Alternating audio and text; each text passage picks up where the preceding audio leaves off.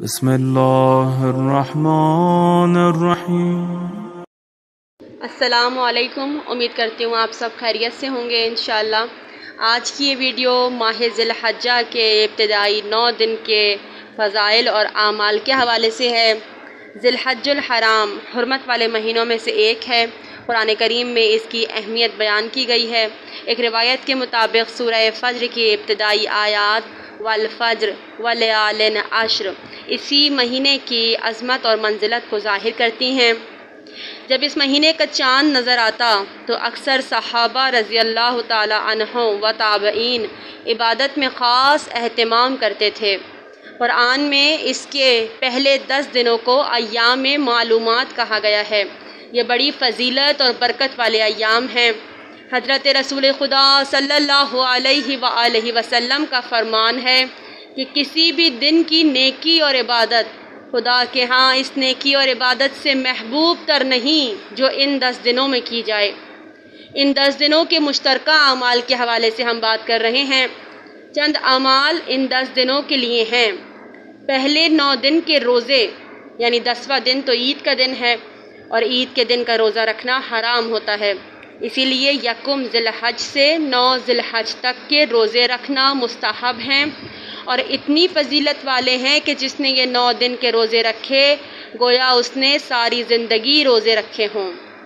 مگر یہ بھی کہا جاتا ہے کہ 9ویں دن کا روزہ، کیونکہ 9واں دن یوم عرفہ ہے، اگر عرفے کی دعا کے پڑھنے میں رکاوٹ کھڑی کرے تو پھر اس دن کا روزہ نہ رکھا جائے۔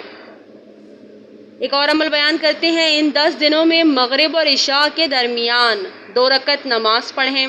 ہر رکعت میں سورہ الحمد کے بعد سورہ توحید اور یہ آیت پڑھیں تاکہ حجاج کعبہ کے ثواب میں شریک ہو جائیں۔ آیت یہ ہے، آپ کو اسکرین پہ لکھی ہوئی بھی نظر آ رہی ہوگی، میں تلاوت بھی کر دیتی ہوں۔ بسم اللہ الرحمن الرحیم۔ وَوَاعَدْنَا مُوسَىٰ 30 لَيْلَةً وَأَتْمَمْنَاهَا ب10 فَتَمَّ مِيقَاتُ رَبِّهِ 40 لَيْلَةً وَقَالَ مُوسَىٰ لِأَخِيهِ هَارُونَ اخْلُفْنِي فِي قَوْمِي وَأَصْلِحْ وَلَا تَتَّبِعْ سَبِيلَ الْمُفْسِدِينَ۔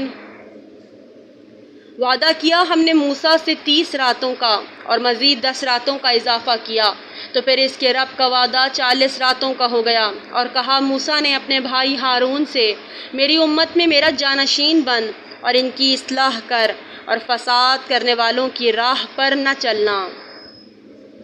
اس کے بعد تیسرا عمل بیان کرتے ہیں، پہلے دن سے عرفے کے دن تک نماز فجر کے بعد اور نماز مغرب سے پہلے ایک دعا پڑھنی ہے جو امام جعفر صادق علیہ السلام سے منقول ہے۔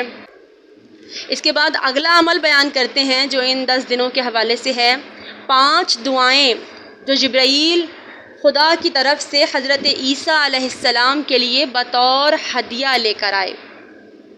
میں نے 5 دعائیں یہاں پر سامنے پیسٹ کر دی ہیں، آپ کو اسکرین پہ لکھی نظر آ رہی ہوں گی۔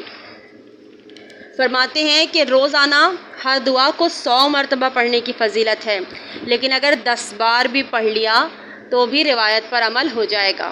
بہرحال 100 بار پڑھنا بہت بہتر ہے۔ اس کے بعد اگلا عمل، 10 دنوں میں ہر روز یہ تحلیلات پڑھیں جو حضرت امیر المومنین سے منقول ہیں اور ان پر ثواب کثیر کا ذکر ہوا ہے۔ 10 مرتبہ اگر ان کو پڑھ لیں تو بہت خوب ہے۔ یہ تحلیلات بھی میں نے پیسٹ کر دی ہیں، آپ کو نظر آ رہی ہوں گی اسکرین پہ لکھی ہوئی۔ یہ مشترکہ اعمال کے حوالے سے ویڈیو تھی۔ پروردگار عالم ہم سب کو ماہ ذی الحج کی فضیلتوں کو سمیٹ لینے کی توفیق عطا فرمائے۔